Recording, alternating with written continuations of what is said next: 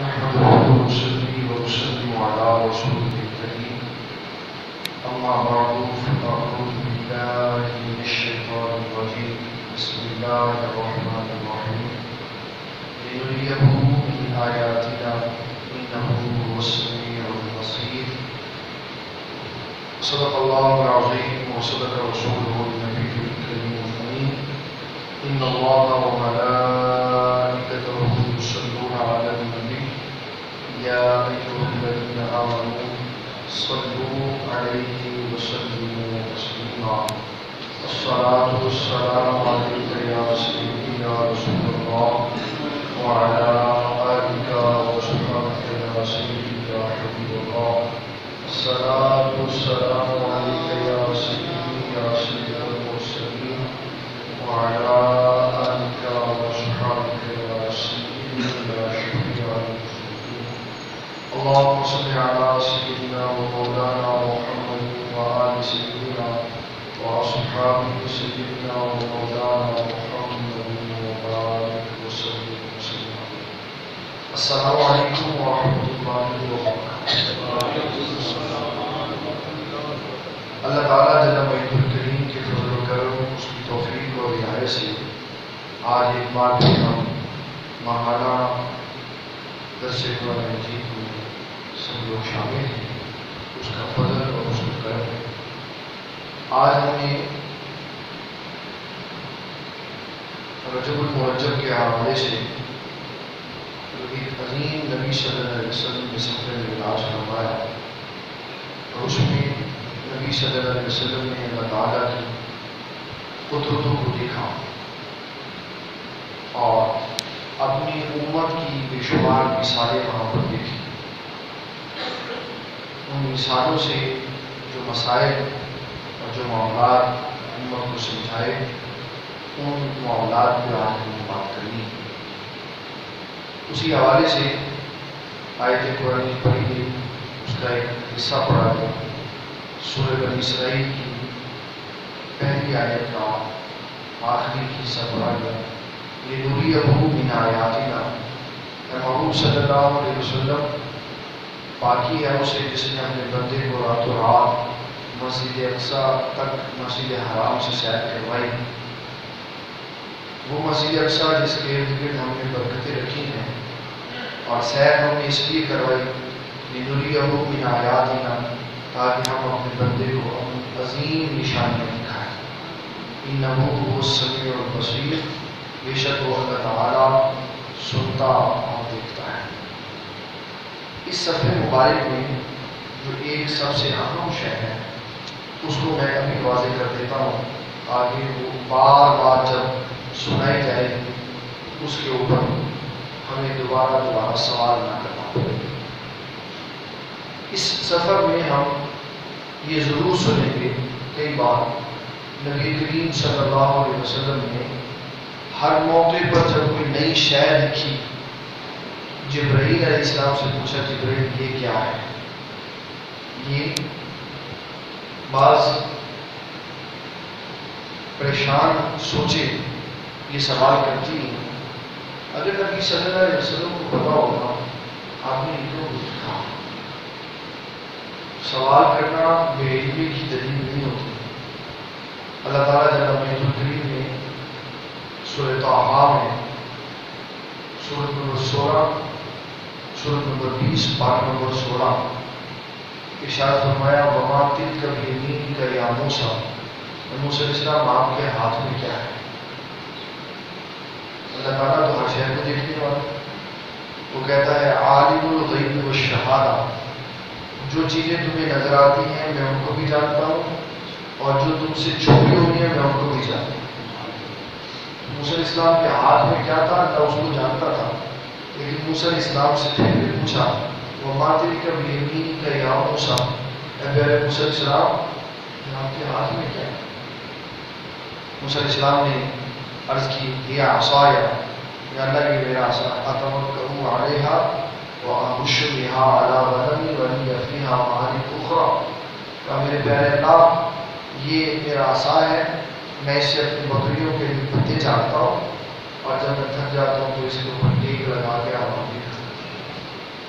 اللہ نے سوال کیا، کسی مقصد کے لیے تھا، اپنے کریم سے باتیں اس نے کرنی تھی، اور پیارے کریم نے بھی بات ختم نہیں کی، یہ آسایا بات ختم ہو گئی۔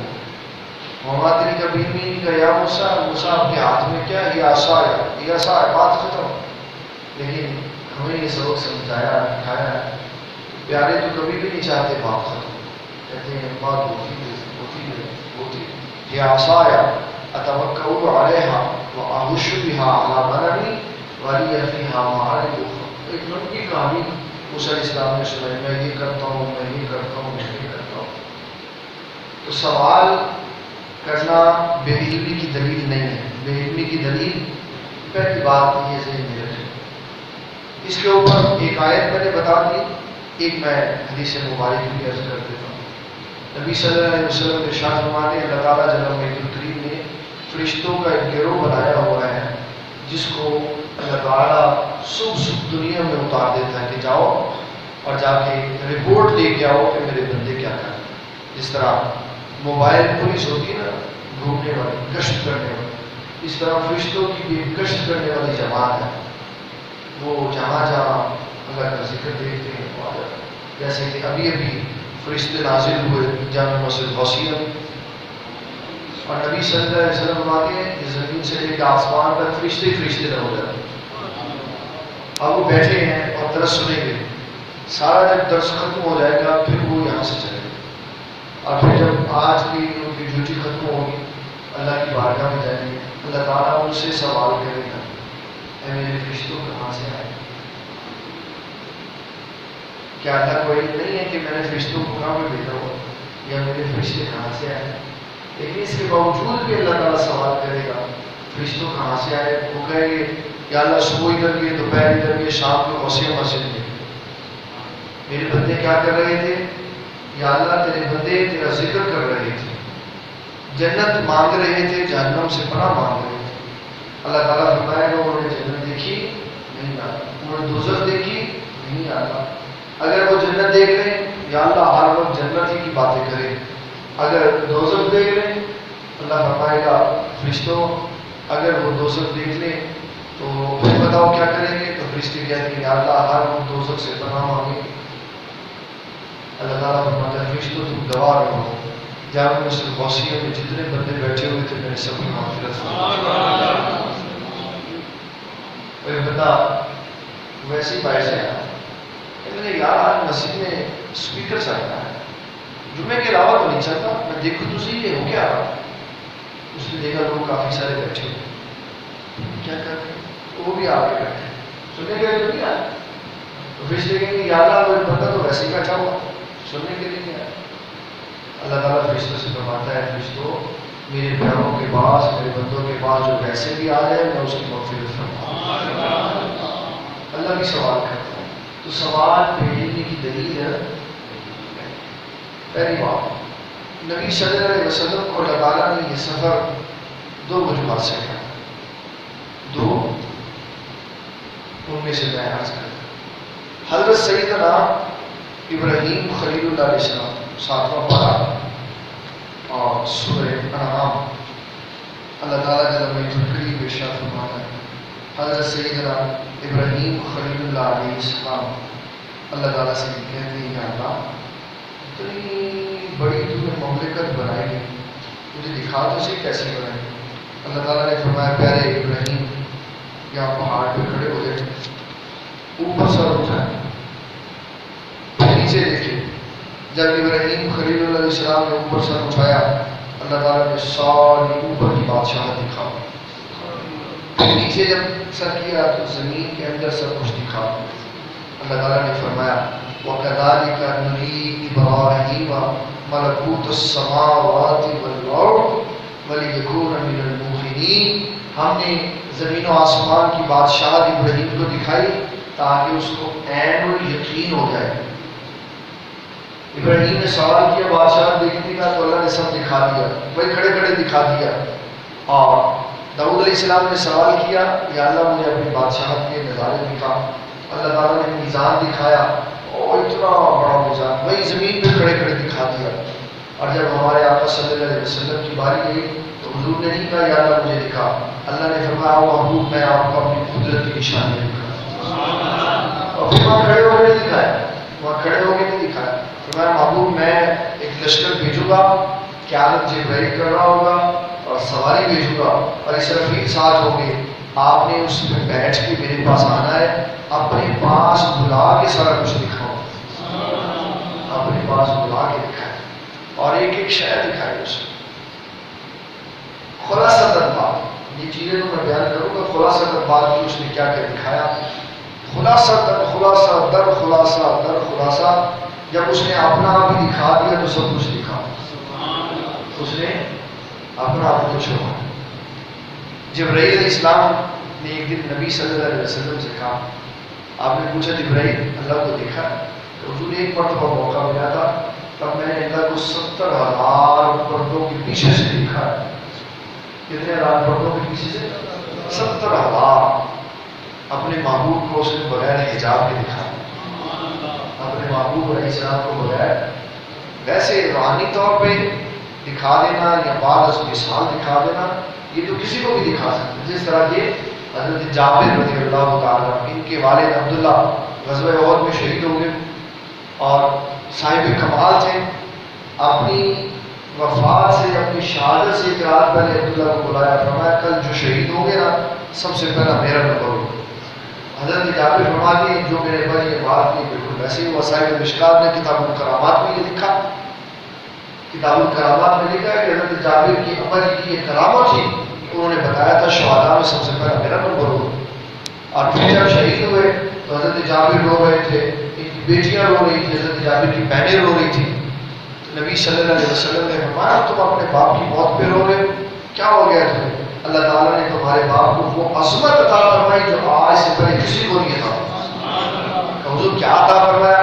کہ جب بھی کوئی شہید اللہ کی بارگاہ میں پہنچتا ہے تو اللہ تعالیٰ اس کو اپنا دیدار کرواتا ہے، لیکن حجاب سے کرواتا ہے، لیکن تمہارے باپ عبداللہ کو اللہ نے بغیر حجاب اپنا دیدار کروایا۔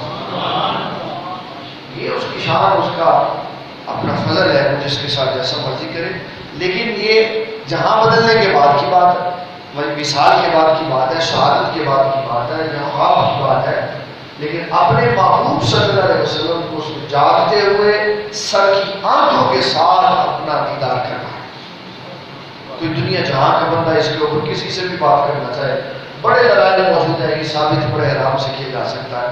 عبداللہ بن مسعود رضی اللہ تعالیٰ عنہ فرماتے ہیں میں نے نبی صلی اللہ علیہ وسلم سے پوچھا حضور آپ نے اللہ کا دیدار کیا؟ آپ نے فرمایا ہاں میں نے۔ حضور کیسے دیکھا؟ فرمایا سر کی آنکھوں سے دیکھا، سر کی آنکھوں سے دیکھا۔ حضور اللہ کیسا تھا؟ فرمایا ان اللہ جمیل، فرمایا عبداللہ بن مسعود اللہ بڑا ہی سونا تھا، اللہ تعالیٰ بڑا خوبصورت۔ یہ سفر جو نبی صلی اللہ علیہ وسلم نے کیا اس میں سوالات ہوئے، نبی صلی اللہ علیہ وسلم نے بار بار سوال کیا، تعلیم امت کے لیے، بے علمی کے لیے نہیں، علم حاصل کرنے کے لیے نہیں کہ آپ کو پتہ نہیں تھا تو جبریل نے بتایا، نہیں، اس لیے پوچھا تاکہ میں سوال کروں اور پھر وہ جا کے بات میں نیچے سناؤں، میرے امتیوں کو بھی اس کا علم حاصل۔ اب میں آپ کو باتیں سناتا ہوں کچھ نبی صلی اللہ علیہ وسلم نے اس میں اس سفر معراج میں شریعت، طریقت، روحانیت سب کچھ ہے، سب کچھ ہے۔ رات کے ایک چھوٹے سے حصے میں ہوا، رات کے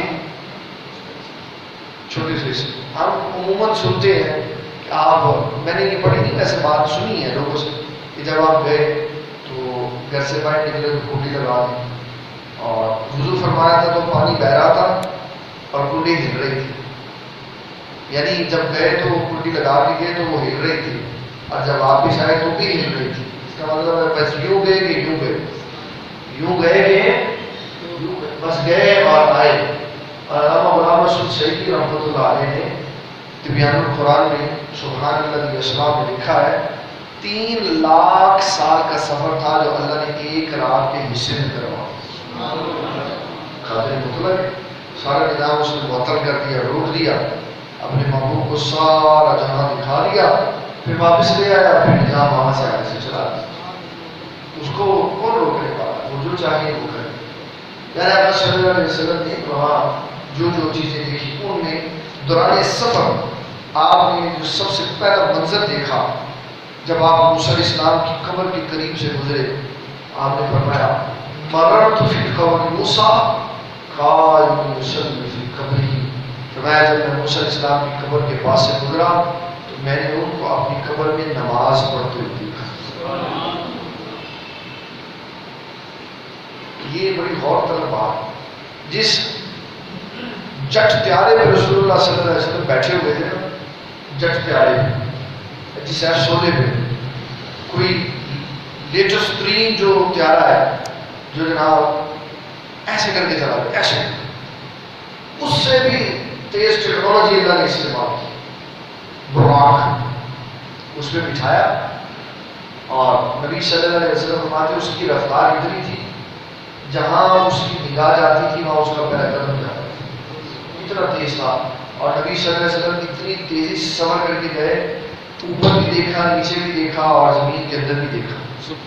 یہ آپ کی نگاہ کی گرفت تھی کہ جو شہر راستے سے گزری تیری ماں کا اسلام نے اس کو ملاحظہ فرمایا، اس کو پہچانا، جانا اور وہ کام کرتے ہوئے دیکھا۔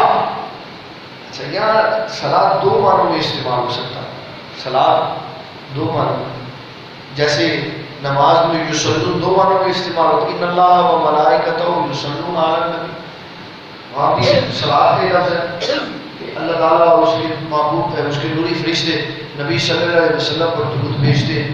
تو اس کا یہ بھی معنی کیا جا سکتا ہے مررت فی قبر موسیٰ قائم یصلی فی قبرہ، میں موسیٰ علیہ السلام کی قبر کے قریب سے گزرا تو موسیٰ علیہ السلام اپنی قبر پہ کھڑے اس پہ سلام پڑھ رہے تھے، کیونکہ یصلون سلام کے لیے بھی استعمال ہوتا ہے اور یصلون نماز کے لیے بھی استعمال ہوتا ہے، دونوں معنی کر سکتے ہیں، دونوں معنی علماء کرام نے کی، کوئی حرج نہیں ہے اس میں، کیونکہ جب لفظ کثیر معنی ہو اس کا جہاں سے جو معنی جس مقام کے لیے استعمال کیا جا سکتا ہے اس کو حاصل کرنا جائز۔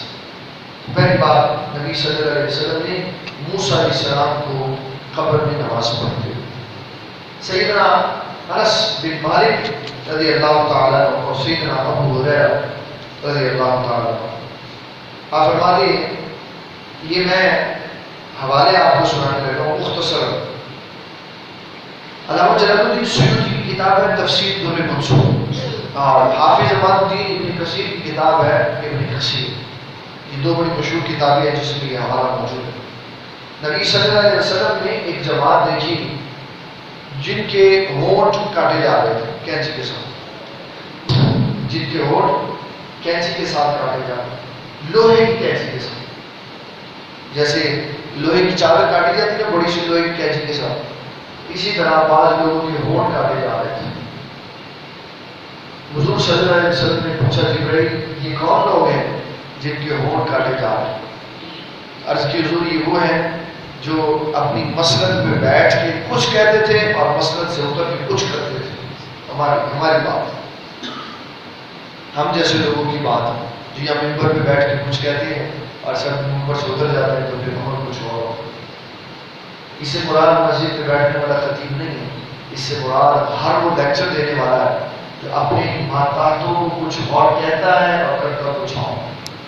ہر صاحب اقتدار مراد، ہر صاحب منصب مراد، ہر صاحب مسلک مراد، جو جس کو اللہ تعالیٰ نے عزت و وقار دیا اور کچھ لوگ اس کے مداح ہیں اور وہ کو باز کرتا ہے، کہتا کچھ اور ہے، کرتا میں ان کے ہونٹ کینچی لوہے کی کینچیوں سے کاٹے جائیں، بے عمل باعث، عمل کچھ نہیں ہے اور جناب بس وہ کہہ رہے ہیں اور کہہ رہے ہیں اور کہہ رہے ہیں۔ اور نبی صلی اللہ علیہ وسلم فرماتے ہیں بے عمل باعث کا جتنا سخت عذاب جہنم میں ہوگا، بڑے سے بڑے مجرم کو وہ عذاب نہیں ہوگا جو بے عمل باعث کا عذاب ہوگا۔ اور فرمایا کہ اس کی انتڑیاں پکانے کے راستے نیچے گر جائیں گی اور یہ ان کے ارد گرد گھوم رہا ہوگا اور چیخے مار رہا ہوگا کہ مجھے اس عذاب سے بچاؤ، لیکن وہاں عذاب سے بچانے والا کوئی نہیں، یا تو آواز نہ کرے یا کرے تو اس کے اوپر عمل کرے۔ یہ بے عملی والا باز جو ہے، حضرت عبداللہ بن مسعود رضی اللہ تعالیٰ عنہ فرماتے ہم علم سیکھتے تھے نبی صلی اللہ علیہ وسلم سے، پھر اس پہ پہلے عمل کرتے تھے، پھر اس کے بعد اس کی آگے تحمیل و اشاعت کرتے تھے، اس کو عمل کرنے سے پہلے ہم اس کو آگے بیان نہیں کرتے تھے۔ یہ بہت بڑا ایک بہت مشکل کام، حضرت بایزید بستامی رحمۃ اللہ علیہ فرماتے کہ 30 سال بندہ مجاہدہ کرے، 30 سال بندہ مجاہدہ کرے اور گھر بار چھوڑ کے، بیوی بچے چھوڑ کے، سب کچھ زندگی کی آسائش چھوڑ کے جنگل میں چلا جائے اور مجاہدہ کرے. فرمایا 30 سال مجاہدہ کرنا آسان ہے، علم کی ایک بات سیکھ کر اس کے اوپر عمل کرنا ایک مشکل کام. عمل کرنا اتنا مشکل، عمل کرنا مشکل.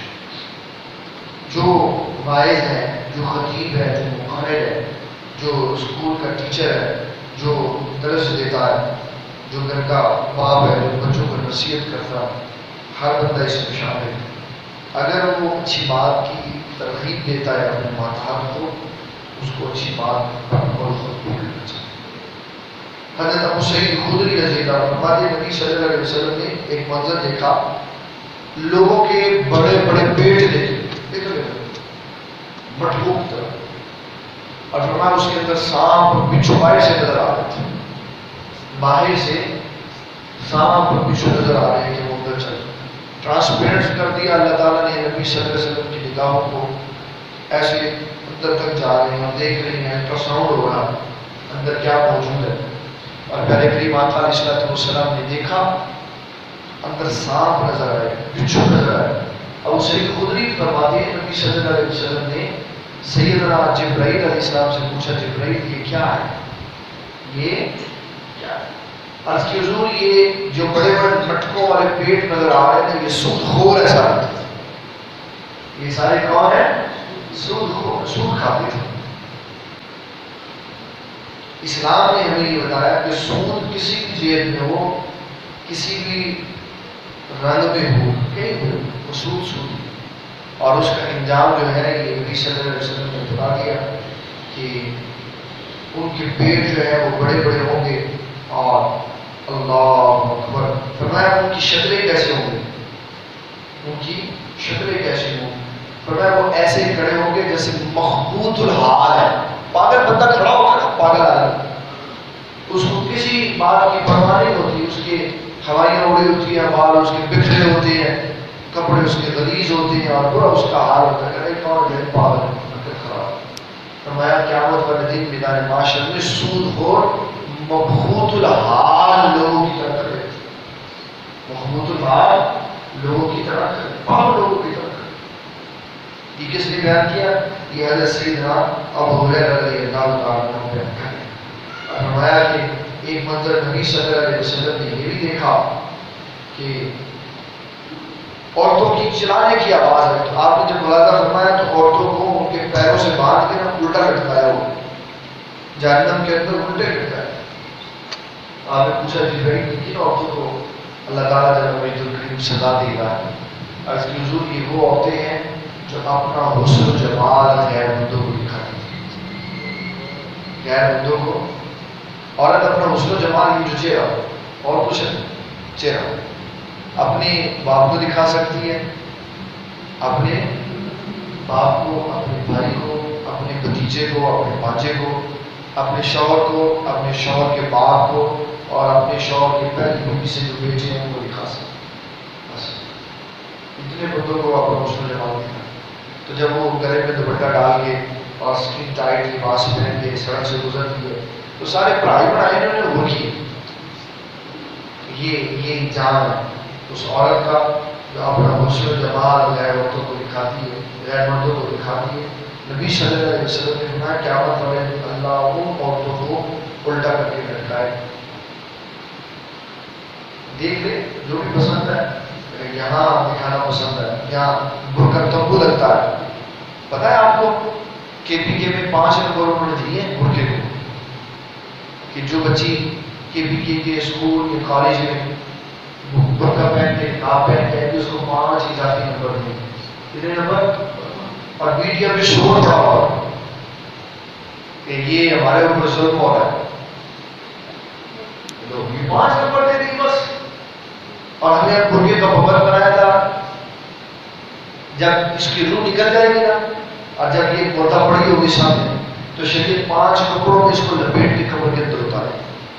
اگر اس کو ابھی برقع پہننا اچھا نہیں نہ لگتا تو یہ نصیحت وصیت کر دیا ہے کہ جب میں مر جاؤں نا تو میرے بالوں سے گھسیٹ کے مجھے قبر میں پھینک دیں. تو کر سکتی دریا اور یہ جرم کر سکتی. لیکن آج اللہ تعالیٰ نے اسلام کی وجہ سے اس کو عزت دی اور یہ بے خوف ہو کبھی نہیں میں نے سر پہ دوپٹہ لیا. اور کتنی ذلت کی بات ہے. پاکستان میں پردے کی بات ہوتی ہے تو عورتیں باہر نکل کے آ جاتی ہیں اور کہتی ہیں نہیں ہم نے برقع نہیں پہننا, ہم نے پردہ نہیں دینا. یہ ظلم ہے. ظلم تو اس وقت تھا, عورتوں پہ ظلم تو اس وقت تھا جب یہ ماں کی شکل میں ہوتی تھی تو منہ بولا بیٹا اس سے نکاح کر دیتا تھا. جب یہ بیوہ کی شکل میں ہوتی تھی تو شوہر کے ساتھ اس کو قبر کے اندر دفن کر دیا جاتا تھا. آج بھی جہاں اسلام نہیں پہنچا ہوا, آپ سوشل میڈیا پہ ریسرچ کر کے دیکھیں, کئی گروہ افریقہ کے آپ کو ایسے نظر آئیں گے کہ جن عورتوں کے شوہر فوت ہو جاتے ہیں نا, ان عورتوں کی انگلیاں کاٹ دیتے ہیں. کہتے ہیں یہ منحوس ہو گئی ہیں, بیوہ ہو, ان کی انگلیاں کاٹ دیتے ہیں. اسلام نے آ کے اس کو عزت دی, اسلام نے آ کے اس کو مقام اور مرتبہ دیا. پوچھا جا کے رسول اللہ صلی اللہ علیہ وسلم کے صحابہ سے اسلام سے پہلے وہ اپنی بیٹیوں کے ساتھ کیا کرتے تھے, تو وہ کہتے تھے کہ ہم اپنی بیٹیوں کو زندہ قبر میں دفن کر دیتے تھے. ایک صحابی نے اپنی زندگی کا واقعہ نماز فجر کے بعد رسول اللہ صلی اللہ علیہ وسلم کو سنا ہے کہ حضور اسلام سے پہلے والے جو ہم نے جرم کیا اس پہ اللہ ہمارا مواخذہ کرے گا. آپ نے فرمایا اسلام لانے سے اللہ سارے گناہ معاف فرما. اس نے کہا حضور میں اپنے دل کا وہ جھلکا کرنے کے لیے بتانا چاہتا ہوں. بتاؤ کہ حضور میری ایک بیٹی تھی تو میں اس کو کنویں میں پھینکنے کے لیے لے گیا. جب میں نے اس کو کنویں کے قریب لیا نا تو میں نے اس کو پیچھے سے دھکا دیا, اور جب غلطہ اس کو لگا نا تو اس نے اندر سے آیا یا آبا تعاونی مغرقن, اور میرے پاس مجھے بچا, میں غرق ہو گئی ہوں. کہ حضور میں نے کوئی نہیں پرواہ کی, میں نے اس کو پانی میں پھینکا. ایک ایک دو دو تین تین چار چار 14 بیٹیاں لوگوں نے زمین کے اندر دفن کر دی. آج یہ عورت اسلام کی توہین کرتی ہے اور پردے کی توہین کرتی ہے, اس کو پتہ نہیں ہے اس کو عزت اسلام نے دی, اس کے حقوق اسلام نے اس کو سکھایا. اور اگر اس کو عزت نہیں چاہیے, اسلام نہیں چاہیے, تو جو ہو رہا ہے اس کے ساتھ اس کو پتہ ہے یہ کبھی اشتہارات کی زینت بنتی ہے, کبھی اسٹیج کی زینت بنتی ہے, کبھی کسی شہر کی زینت بنتی ہے. اسلام نے جس عورت کو عزت دی اس کو اسلام نے پردے کے اندر چھپا کے رکھا.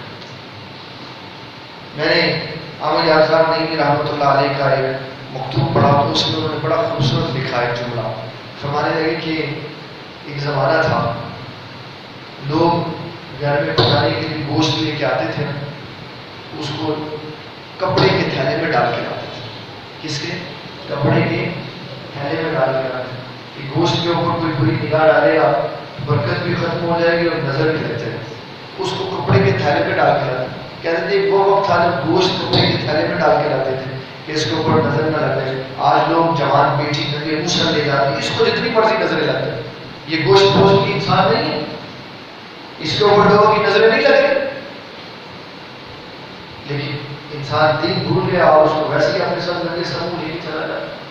یہ فیشن ہے جی, دوپٹہ گلے میں ڈال کے اس کو لے کے چلنا, یہ فیشن. یہ بتا رہا ہے براڈ مائنڈ. اسلام اس کو آزاد خیال نہیں کہتا, اسلام اس کو ماڈرنزم نہیں کہتا, اسلام اس کو بے حیائی کہتا. اور بے حیا اسلام سے تعلق نہیں رکھتا. اس کو تعلیم اسلام کی ضرورت ہے, اس کو بتانے کی ضرورت ہے اللہ کے بندے یہ تیری بہن ہے, یہ تیری امی ہے, یہ تیری بیوی ہے, یہ تیری بیٹی ہے, اس کے اوپر غیر بندے کی نظر پڑے گی تو تجھے گناہ ہوگا. اور رسول اللہ صلی اللہ علیہ وسلم کی حدیث ہے, آپ فرماتے ہیں اور جہنم میں جائے گی اپنے ساتھ باپ کو بھی لے کے جائے گی, شوہر کو بھی لے کے جائے گی, بھائی کو بھی لے کے جائے گی, بیٹے کو بھی لے کے جائے گی, اور کہے گی یا اللہ یہ میرے گھر کے افراد تھے, یہ مجھے روک سکتے تھے ان کاموں سے, انہوں نے نہیں روکا, اب کیونکہ میں جہنم میں جا رہی ہوں تو میرے ساتھ ان کو بھی جہنم میں بھیجے. آج جس بیٹی کے لیے, جس بہن کے لیے, جس بیوی کے لیے ہم بڑے کام کر کے اور پیسے کماتے ہیں وہ ہمیں جہنم میں لے کے جائے گی اگر ہم اس کے اوپر سختی نہیں کریں. اسلام نے مادر پتر آزاد مذہب نہیں دیا,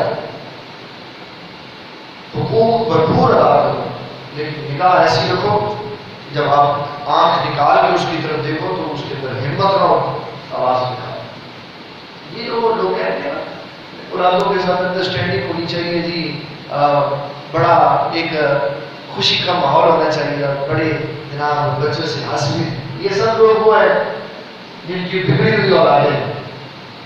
اسلام نے تو، میں نے تو نہیں کبھی پڑھا کہ اسلام نے کہا کہ بچوں کے ساتھ میرا بڑی انڈرسٹینڈنگ ہونی چاہیے. کہاں سے نکالی اسلام نے بچوں کے ساتھ انڈرسٹینڈنگ؟ جب آپ بچے کے ساتھ فری ہو جاؤ گے، چھوٹا سا 1 سال کا بچہ ہے وہ بھی آپ کا قدر نہیں کرے.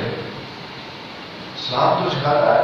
نبی صلی اللہ علیہ وسلم کو اللہ تعالیٰ نے فرمایا محبوب اپنے امتی کو سکھائے اپنی اولادوں سے تربیت کا آسان کبھی نہ اٹھاؤ، کبھی ان کو آنکھیں بند کر کے نہ رکھو، ایسے موٹی آنکھ سے دیکھو تاکہ ان کو پتہ چلے ہمیں کو پوچھنے والا.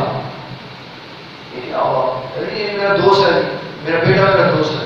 کب اسلام نے کہا بیٹے کو اپنا دوست بناؤ؟ کبھی اسلام نے کہا اس کے جاری لگاؤ؟ اسلام نے تو ہمیشہ یہ کہا ہے اس کے اوپر روک اور دبدبا رکھو تاکہ یہ بگڑ جائے. ہاں گنجائش اتنی رکھو کہ وہ اپنے دل کی بات تمہارے ساتھ کہہ سکے. اتنا نا فری. میں نے یقین مانے میں مسجد میں بیٹھا ہوں، میں نے اپنی آنکھوں سے دیکھا ایک باپ اور ایک بیٹے کا من.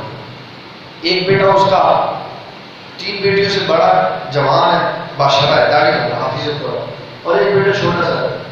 کافی عرصے کے بعد بیٹا ہوا تو اس نے اس کو خراب کر دیا، بگاڑ دیا. ایک دن پروگرام کے دوران بات ہوئی، اس نے ابا جی کے منہ پہ زور سے تھپا. بچے کو کس نے اتنی ضرورت ہے؟ آپ نے خود. اسلام کو اس ضرورت کرتا ہے. اسلام تو بتا رہا ہے کہ نبی صلی اللہ علیہ وسلم جیسی تربیت ہو. آپ نے، آپ کے یہاں حسن اور حسین ہوئے، مدتوں کے بعد بچے ہوئے.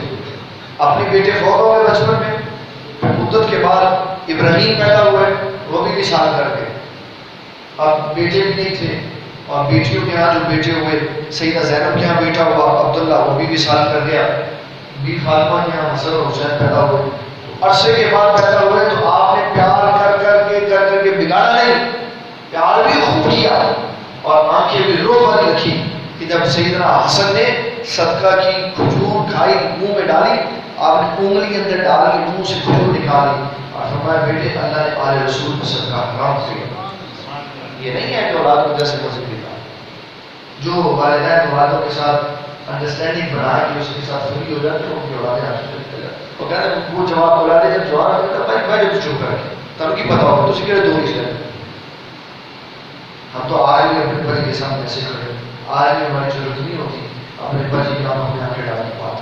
انہوں نے کبھی روک دبدبا اٹھایا نہیں، بگڑے ہوئے تو نہیں، جیت کے راستے پہ چل.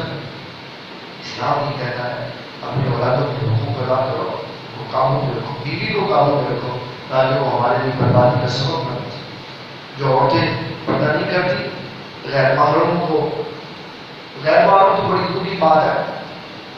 ہمارے معاشرے میں یہ حشر ہوتا ہے جب شادی کا عورت جائے نا تو اس نے اتنی تیز خوشبو لگائی ہوتی ہے پورا محلہ سے دیکھتا ہے کیڑی بھی نہیں. یہ خوشبو کی وجہ سے جس کی نظر پڑی ہے یہ بھی برا اس کو کھاتے نظر آتا ہے. اس لیے یہ تعلیم و تربیت کی ضرورت ہے. ایک دن میں بگڑا ہوا ماحول نہیں بدلتا. یہ ذہن میں رکھیے گا، ایک دن میں بگڑا ہوا ماحول نہیں بدلتا، اس کو بدلنے میں وقت لگتا ہے، سال لگتے ہیں. نبی صلی اللہ علیہ وسلم نے 23 سالوں میں پورا نظام زندگی بدل کر دی، آہستہ آہستہ، اسٹیپ بائی اسٹیپ. شراب چھڑوانی تھی تو آپ نے کتنے عرصے میں شراب چھڑوائی؟ پہلے اس کی پاکی اور ناپاکی کو بیان کیا، پھر فرمایا نماز کے وقت میں ہو تو پہلے بھی نہیں، پھر اس کو حرام قرار دے دیا، پھر وہ برتن بھی حرام قرار دے دی جن میں شراب پی جاتی تھی. پھر 5ویں نمبر پر دیکھا کہ جب ان کے دلوں سے شراب کی محبت نکل گئی تو فرمایا وہ برتن دھو کے استعمال کر لو جس میں کبھی شراب پی ہو. آہستہ آہستہ، اسٹیپ بائی اسٹیپ. یہ نہیں ہے کہ ایک بندے کی بیوی اور اس کے بچے بات نہیں مانتے تو اور بات سن کے ڈال دیتے لازی آج میں نے سب کو قتل کر دیا. ایسے نظام نہیں درست ہوتے. نظام اسٹیپ بائی اسٹیپ درست ہوتے ہیں. پہلے خود عمل کریں، پھر اس کے بعد ایک بات سکھائے، پھر 2 سکھائے، پھر 3 سکھائے، آہستہ آہستہ اس کے لیے اس کے گھر والے، وہی گھر والے جو نافرمان تھے وہ فرمانبردار آتے چلتے. نبی صلی اللہ علیہ وسلم نے فرمایا میں نے کچھ بندے دیکھے وہاں پہ جو اپنے پیروں سے چھری لیتے اور پیروں سے گوشت کاٹتے، پیروں سے، اور پھر جب وہ کاٹ لیتے تو فرشتے کو کہتے اب اس کو کھاؤ. اس کو نبی صلی اللہ علیہ وسلم جبرائیل سے فرمایا کہ کیسے بندے یار اپنے پیروں سے گوشت کاٹ کے خود ہی کھا رہے. کہ حضور یہ وہ بندے ہیں جو غیبت کیا کرتے تھے دنیا میں غیبت کر کے اپنے مردہ بھائی کا گوشت کھا لیتے تو آج اپنا گوشت کھا. ایک نبی صلی اللہ علیہ وسلم نے منظر یہ بھی دیکھا, ایک بندے کے سامنے پاکیزہ طیب حلال گوشت پڑا اور ایک طرف مردار پڑا, تو وہ پاکیزہ نہیں کھاتا, وہ مردار کھا, گندا مردار گوشت کھا. کریم آقا اسلام نے جبرائیل سے پوچھا, جبرائیل یہ کس کی مثال؟ عرض کی حضور یہ اس بندے کی مثال ہے جس کے نکاح میں عورت موجود ہے, اس کو چھوڑ کے غیر عورتوں کی طرف توجہ کرتا ہے. کہتے ہیں یہ میری فرینڈ ہے, بیوی جو گھر میں رکھی ہے وہ کون ہے؟ یہ انتہائی نازک مرحلہ ہے انسان کی. ہمارے الیکٹرانک میڈیا نے اس پہ اتنی خرابی پیدا کرتی ہے کہ انسان سوچ جس سے مرضی جو مرضی بن کے بات کرے. بڑی سخت توجہ کی ضرورت ہے ہمیں اپنے احوال کو درست کرنے کی. ہم نے کسی کو کیا کہنا ہے, ہم خود بگڑے ہوئے ہیں, پہلے ہمیں اپنے آپ کو درست کرنا چاہیے تاکہ معاملات بہتر ہو سکیں. جو بندہ بیوی کی موجودگی میں یا اگر شادی شدہ نہیں ہے تو ویسے ہی ادھر ادھر منہ مارتا ہے, اس کی مثال نبی صلی اللہ علیہ وسلم نے بیان فرمائی کہ وہ گندا گوشت کھانے والا. صاف پاکیزہ موجود ہے, نکاح موجود ہے. جب نکاح موجود ہے تو غیر نکاح کی طرف جانا یہ اسلام نے اس کی اجازت دی. اور معاشرے میں یہ جرم وہی کرتا ہے, معاشرے میں یہ جرم وہی کرتا ہے جس کے پاس وسائل نہیں ہیں. نکاح مہنگا ہو, نکاح پہ لگتے 10 لاکھ روپے اور برائی سستی ہو جاتی ہے, برائی سستی ہو جاتی ہے, اور جو شے سستی ہوتی ہے لوگ اس کو خریدتے ہیں. جب معاشرے میں نکاح سستا ہوگا اور نکاح کا رواج ہوگا اس وقت برائی ختم ہو جائے. منگنی کرنی ہے نا, منگنی, تو اس کے اوپر جناب 10 بندے ادھر سے آ رہے ہیں, 10 ادھر سے آ رہے ہیں, جناب بکرا پکاؤ تو جناب لاکھ روپے تو اس کے اوپر لگ جاتا ہے. منگنی مشکل ہے. اور جنہوں نے پاکستان کی جڑوں میں اپنا خون ڈالا, پیر سید جماعت علی شاہ صاحب رحمۃ اللہ علیہ, نماز اثر پڑھ کے آئے تو میں آؤ بیٹے میں آپ نے نکاح کر دوں, تو کہا بجا مجھے اجازت دے, میں ذرا سوٹ پہنوں, 3 پیس سوٹ وہ اس کی پہنوں, میں شیروانی پہنوں, اچھا سوٹ پہنوں. بڑا خوبصورت اپنے بیٹے کو واز کیا, دس دیا, فرمایا بیٹے جن کپڑوں میں نماز ہو جاتی ہے ان میں نکاح بھی ہو جاتا ہے. اس کے لیے کوئی جوڑا سلوانے کی ضرورت نہیں, جن کپڑوں میں نماز ہو جاتی ہے اس میں نکاح بھی. لیکن اس کا معنی یہ نہیں ہے کہ نکاح میں بندہ اچھے کپڑے نہیں پہن سکتا, اچھے پہننے چاہیے, لیکن نکاح کو سستا رکھنا چاہیے. اگر کسی کا خاندان بڑا ہے تو وہ اپنے سارے خاندان کو بلائے, تو کتنے بندے ہو گئے, 500 بندہ تو اس کو اکٹھا ہو گئے, تو پھر کھانا نہ اچھا کھلا ہو گیا تو سارا خاندان ناراض ہو کے چلا جائے. ہمارے معاشرے میں کوئی بیماری تھوڑی, ہزاروں بیماریاں موجود ہیں جس کی وجہ سے ہم نے اپنے اوپر بوجھ ڈالا ہوا. میرے والد گرامی کا جو خاندان ہے وہ بہت بڑا, بہت بڑا. اگر ہم ہمارے چچا تایا اور ان کے بچے بچی اکٹھے ہو جائیں تو 150 سے اوپر تو یہی بنتے ہیں سب. اب سب کو بلائے کیا کریں, تو پھر بڑوں بڑوں کو بلا لیتے, تایا جی ان کی بیوی کو بلا لیتے, چچا جان ان کی بیوی کو بلا لیتے اور شادی ہو جاتی. جب اسلام نے پابندی کوئی نہیں رکھی تو پھر مجبور بھی اسلام نے کسی کو, اگر کسی کے پاس غصہ آ جائے تو وہ جناب لمبا کھانا کھلائے, نہیں ہے تو ساتھ میں سے نکل. نبی صلی اللہ علیہ وسلم کی بارگاہ میں ایک بندہ آیا اور آپ کہنے لگا حضور میرے پاس گنجائش نہیں ہے, میری بیٹی جوان ہے, آپ اس کا جہاں چاہتے ہیں نکاح فرماؤ. آپ نے حضرت سیدنا بلال رضی اللہ عنہ کو بلایا, فرمایا بلال جاؤ اس کو لے جاؤ اور یمن چلے جاؤ, اور یمن کے بادشاہ سے کہو کہ اللہ کے نبی صلی اللہ علیہ وسلم نے تیرے بیٹے سے اس کا نکاح فرما دیا.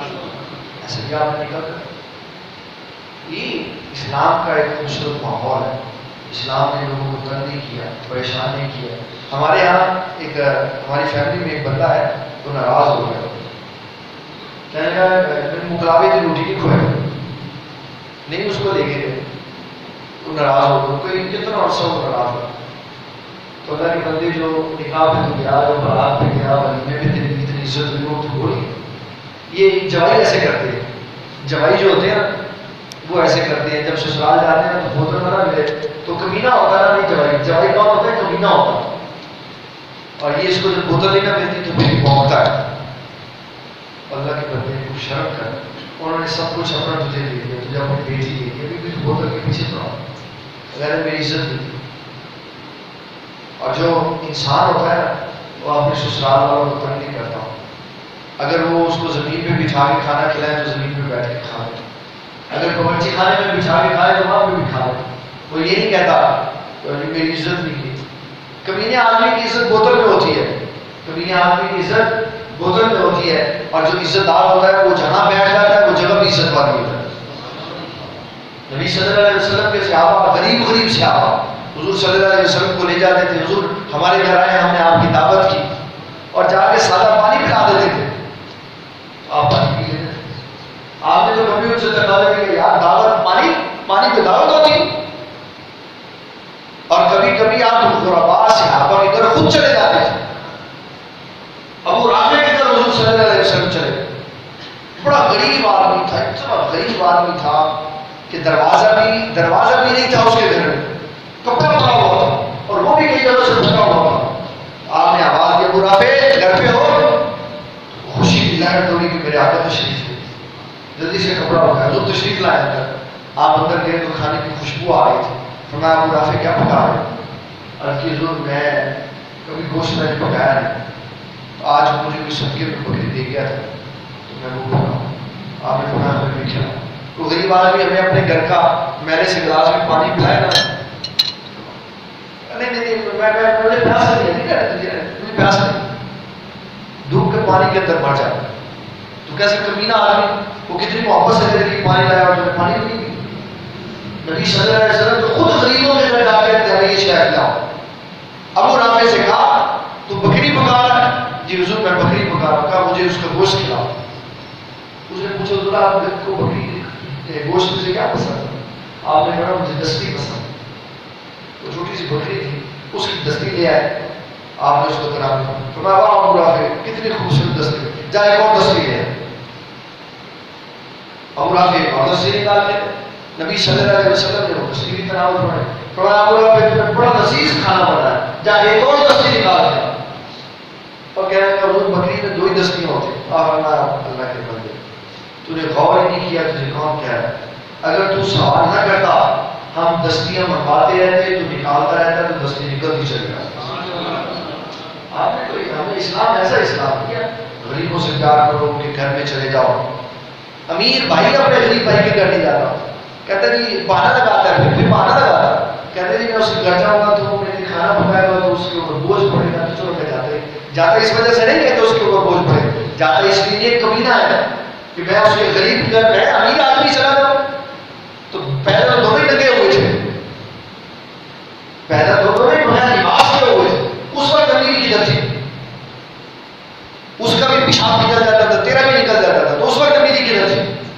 جب تو فوت ہو جائے گا تو دونوں کے کپڑے اتار دیں گے لوگوں نے اس کے لیے، اس وقت تیری امیری کدھر جائے گی؟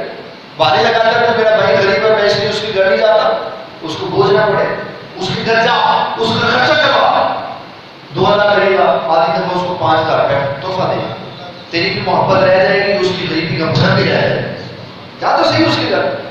اگر اللہ تعالیٰ عقل دے انسان کو بڑے راستے پہنچے، یہ ایسے اپنے باتیں بنائے ہوئے ہیں۔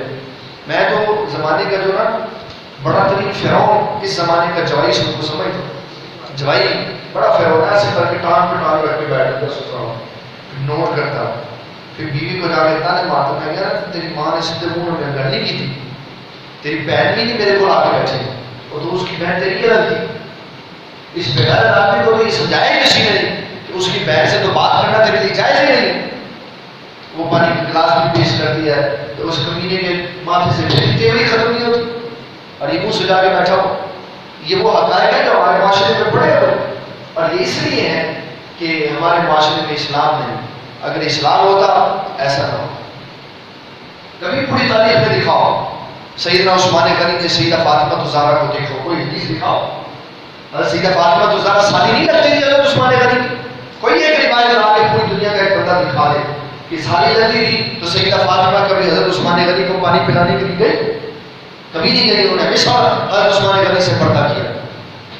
تو کبھی عثمان غنی نے بھی سیدہ زینب سے ام کلثوم سے کہا، کبھی سیدہ رقیہ سے یہ نہیں کہا کہ میری عزت ہی تیرے گھر میں نہیں ہوتی، کوئی تیری بہن مجھے پانی نہیں پلانے کے لیے آتی۔ اور آج بندہ کہتا ہے جب بن گیا تو کہتا ہے تیری بہن نے مجھے پانی نہیں پلایا، میرے ساتھ بیٹھ کے اس نے کھانا، تو تیرے سامنے سے گزرنا اس کا جائز نہیں ہے، تو ساتھ بیٹھنے کی بات کر۔ اس لیے اگر ہم اپنے ماحول کو اچھا کرنا چاہتے ہیں ہمیں اسلام کو رائج کرنا ہوگا، اسلامی تعلیمات کو رائج کرنا ہوگا، اسی میں عزتوں کی اسلام تھی۔ جب بہن جوان ہو اس کی شادی ہو جائے تو جو چھوٹی بہنیں ہو وہ اپنے بہنوئی کے گھر کبھی نہ بھیجے آتی، یہ عزت کی حفاظت ہے۔ اس کو کوئی کام ہے اپنی ماں کے گھر ہے، یہاں آئے یہاں کام کرے، اگر اس کے گھر میں جا کے رہنے کی کوئی صورت حال پیش ہے تو ماں جا کے رہے، ماں اس کے لیے غیر اعتبار نہیں ہے، بہن تو غیر ماں، اس کی عزت برباد ہوگی تو کیا کرے گا؟ یہ اسلام کے اصول ہے جن کے اوپر سودا کرنا بالکل قطع رکھ جائے۔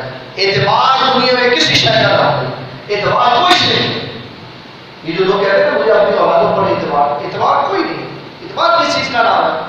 بس شیطان سے لڑ سکتا ہے، ایک لمحے میں شیطان نے زندگیاں برباد کر کے رکھ دی لوگوں، ایک لمحے میں ایمان برباد کر کے رکھ، جب برباد ہو گیا تو پھر اعتبار کی ضرورت۔ کبھی باپ کو یہ نہیں کہنا چاہیے مجھے اپنے بیٹے پہ اعتبار ہے، مجھے اپنی بیٹی پہ اعتبار نہیں، اپنے اصولوں پہ اعتبار رکھنا چاہیے۔ اصول بنائے اور ایسے زبردست اصول بنائے، ان اصولوں میں لچک نہ دے، یہ اعتبار ہے اولاد۔ اور اسلام کہتا ہے اپنی اولادوں کے معاملے میں سگے بیٹے اور سگے بیٹی کو اعتبار کے نام سے ایک کمرے میں بند نہیں کرو۔ جب وہ دونوں جوان ہو گئے دونوں غلط غلط سناؤ، بیٹی کو غلط سناؤ، بیٹی کو غلط سناؤ، یہ اعتبار ہے، یہ نہیں کہ ہم کو اکٹھے کریں۔ جس طرح ہمارے خاندانوں میں لوگ سارے مل کے اکٹھے سوتے ہیں، یہ کیا ہے؟ یہ شرم و حیا کی بات۔ اللہ تعالیٰ جب ہمیں دور کری پیارے حبیب کریم صلی اللہ علیہ وسلم نے اللہ اکبر بڑی خوبصورت باتیں فرمائی۔ فرمایا کہ حضرت انس فرماتے ہیں نبی صلی اللہ علیہ وسلم نے ایک بندہ دیکھا، اس کے ناخن لمبے تھے اور غور سے دیکھا تو لوہے کے تھے، اور وہ ایسے اپنے چہرے کے اوپر پھینک کر گوشت اتارتا تھا۔ پوچھا جبرائیل سے، جبرائیل یہ کون سے بندے ہیں جو اپنے چہرے کا گوشت نوچ نوچ کر اتار؟ عرض کی حضور یہ وہ بندے ہیں جو دنیا میں دوسروں کی عزتیں اتارتے تھے، جس نے ٹھیکہ لیا ہوا تھا دوسروں کی عزتوں کو اتارنے، آج وہ اپنا گوشت اپنے ناخنوں سے کھینچ، نحاس لمبے ناخن والا، لوہے کے ناخن والا گوشت اتارتا ہے۔ پھر نبی صلی اللہ علیہ وسلم نے ایک بندہ دیکھا، اللہ اکبر، اس کے ہونٹ اتنے موٹے تھے کہ اوپر والا ہونٹ ناک کے اوپر چڑھا ہوا تھا اور نیچے والا پیٹ کے قریب تھا، بڑے بڑے موٹے موٹے ہونٹ تھے، اور اللہ اکبر اس کے وہ جو لوہا ہوتا ہے لوہا ہتھوڑا اس کی مثل انگارے اس کے سامنے پڑے ہوئے اور وہ ہونٹوں کو اٹھا کے انگارے پیٹ پہ ڈال رہا تھا۔ حضرت جبرائیل علیہ السلام سے پوچھا جبرائیل یہ کون ہے، یہ کس کی مثال ہے کہ جس کے اتنے بڑے ہونٹ ہیں اور پیٹ اس کا کوئلے اور انگاروں سے بھرا ہوا، نظر آ رہا ہے کہ اندر انگارے پڑے؟ کہ حضور یہ وہ بندہ ہے جو دنیا میں یتیم کا مال کھا جاتا تھا، یتیم کا مال کھا جاتا، لوگ آج بھی یتیموں کا مال کھا جاتے ہیں۔ بھائی جو جوان ہوتے ہیں، جو بچے دوسرے ان کے چھوٹے بہن بھائی نابالغ ہوتے ہیں، یتیم ہو جاتے ہیں، بڑے کھا جاتے ہیں، پوچھتے ہی تو کوئی بات نہیں، دنیا کے جتنے مرضی حربے استعمال کر کے بچ جائے اللہ کی بارگاہ میں نہیں بچا، یتیم کا مال نہیں کھانا چاہیے۔ اللہ تعالیٰ کہتا ہے وَلَا تَقْرَبُوا مَالَ الْيَتِيمِ، کھانا تو بڑی دور کی بات ہے، یتیم کے مال کے قریب بھی نہ جائے، یہ برباد کر دے گا۔ اگر اس کے مال کا ایک درہم بھی کھایا تو یتیم کا مال برباد کر دے گا۔ نبی صلی اللہ علیہ وسلم نے اللہ اکبر ایک بڑا ہی عجیب سا منظر دیکھا۔ حضرت سیدنا ابو ہریرہ فرماتے ہیں کہ آپ نے دیکھا ایک سوراخ سے ایک بیل باہر نکلا، سوراخ سے بیل باہر نکلا، اور اس بیل کے نکلنے کے بعد بیل کوشش کر رہا ہے واپس چلا لیکن وہ نہیں، جب وہ واپس نہیں جا رہا بار بار وہ کوشش کر رہا ہے تو نبی صلی اللہ علیہ وسلم نے جبرائیل سے پوچھا جبرائیل یہ کس کی مثال؟ عرض کی حضور یہ اس بندے کی مثال ہے جو اپنے چھوٹے سے منہ سے بڑی سی بات نکال دیتا ہے پھر کہتا ہے واپس نہیں جا سکتا۔ اسی لیے اسلام ہمیں یہ بتا رہا ہے اچھی طرح پہلے سوچو پھر وہ بعد میں پچھتانا نہ پڑے۔ کہ یہ جو زبان ہے نا، زبان یہ جب بول دیتی ہے نا تو پھر دل چیر دیتی ہے.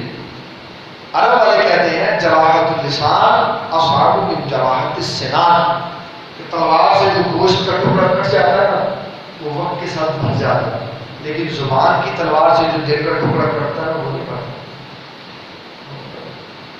جراحت اللسان اصعب من جراحت السنان، زبان کا گھاؤ زیادہ گہرا ہوتا ہے تلوار کے گھاؤ سے. تلوار کے پھر نبی صلی اللہ علیہ وسلم نے ایک بڑا ہی اور بھی حیران کر دینے والا منظر دیکھا. ایک بندہ، اس کے پاس ایک گٹھا تھا سامان کا، اس نے اس کو اٹھانے کی کوشش کی تو وہ اٹھایا نہیں. اس کو چاہیے تھا کہ اس کو کم کر دیتا. تو نبی صلی اللہ علیہ وسلم اس نے اس کا منہ کھول کے اور سامان ڈالا اور پھر اس کو گٹھا کیا، پھر اٹھایا تو پھر وہ اٹھایا نہیں گیا. پھر اس نے کھولا پھر اور سامان ڈالا. عجیب بیوقوف آدمی تھا، سامان کم کرنے کی بجائے بڑھاتا جا رہا تھا.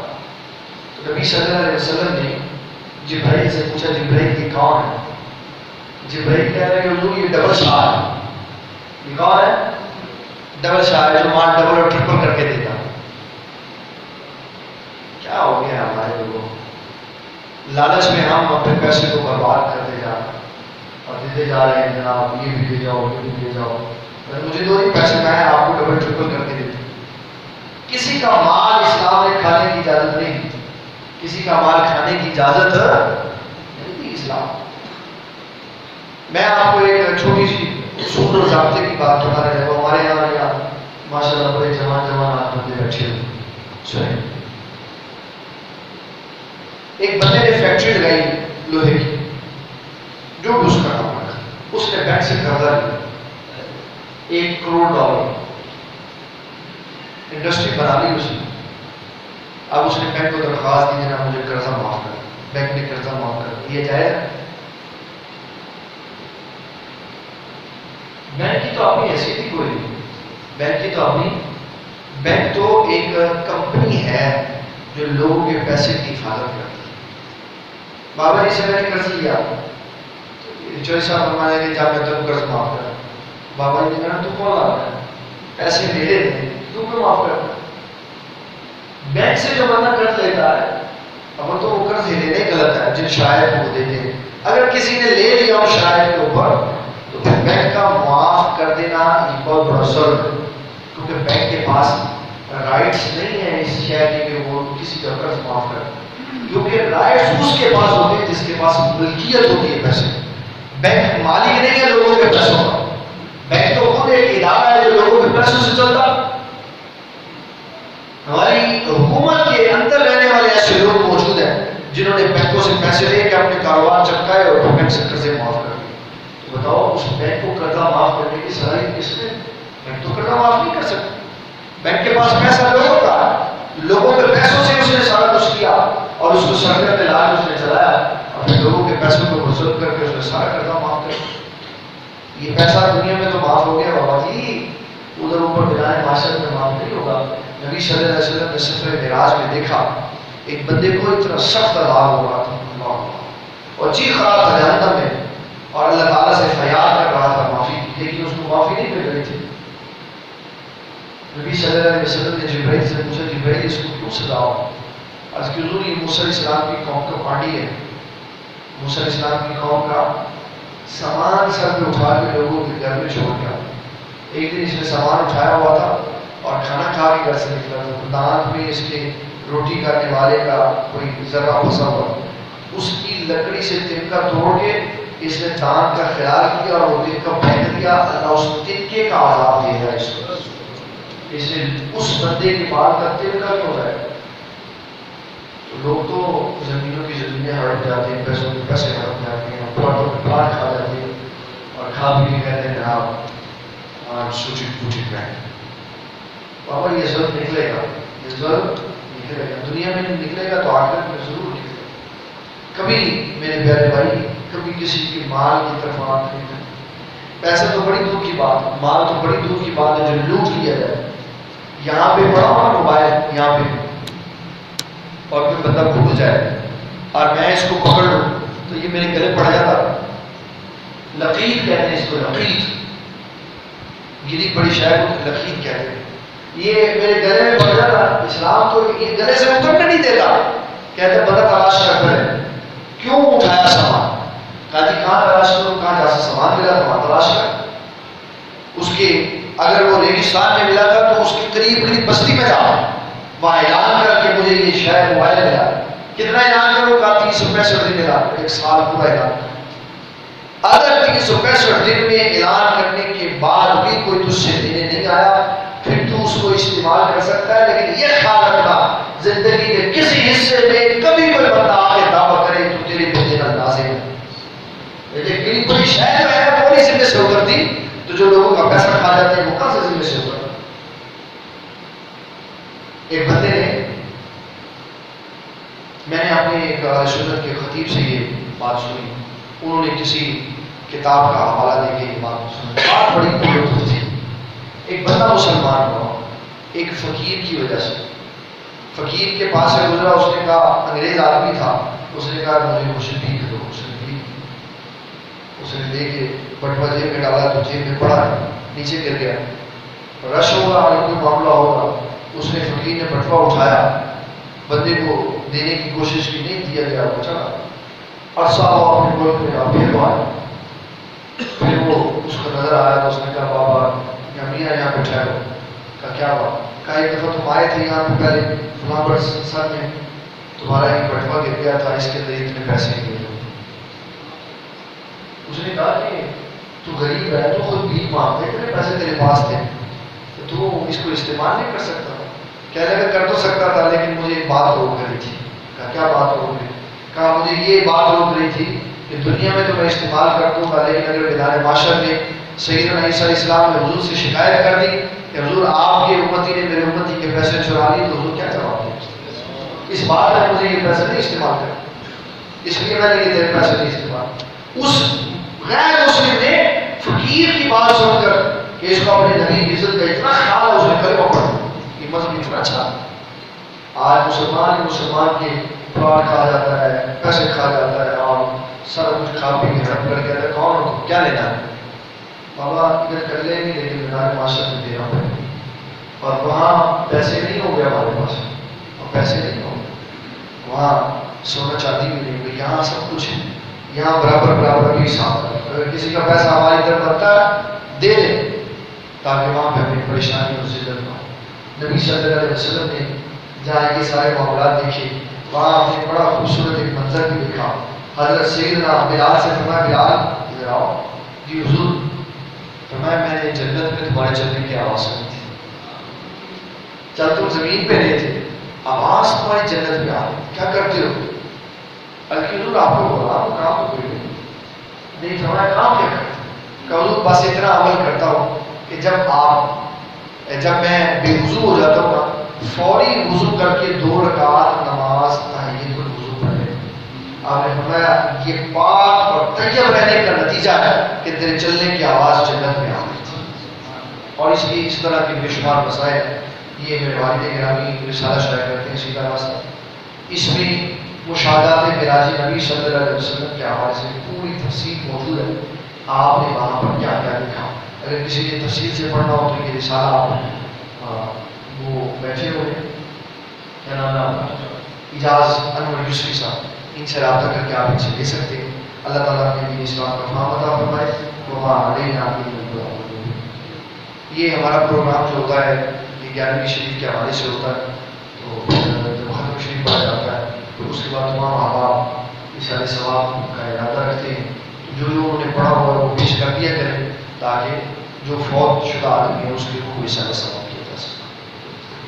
سلام پڑھیں.